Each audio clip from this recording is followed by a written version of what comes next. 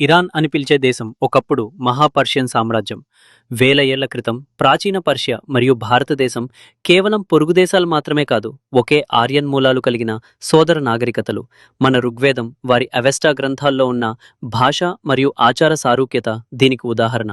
ఆ సమయంలో పర్షియాలో ఇస్లాం లేదు. అక్కడి ప్రజలు జొరాస్ట్రియన్ మతాన్ని అనుసరించేవారు. కానీ 7వ శతాబ్దంలో అరేబియా నుండి వచ్చిన ఆక్రమణల తరువాత పర్షియన్ సామ్రాజ్యం క్రమంగా ముగిసింది. ఆ తరువాత అక్కడి రాజకీయ మరియు సామాజిక పరిస్థితుల్లో మార్పులు చోటు చేసుకున్నాయి. ఈ మార్పుల సమయంలో కొంతమంది పర్షియన్లు తమ ప్రాంతాన్ని వదిలి భారత్కు వలస వచ్చారు. వారినే తరువాత కాలంలో పార్సీలు అని పిలిచారు. వారు ముఖ్యంగా గుజరాత్ ప్రాంతంలో స్థిరపడి తమ సంప్రదాయాలు కొనసాగించారు. పర్షియన్ సామ్రాజ్యం నుంచి భారత్కు వలస వచ్చిన ఈ పార్సీలు కాలక్రమంలో ఇక్కడి సమాజంలో కలిసిపోయి భారతదేశ అభివృద్ధిలో తమ పాత్రను చూపించారు. వారి వారసుల్లో కొందరు భారతదేశానికి చెందిన ప్రముఖులుగా గుర్తింపు పొందారు.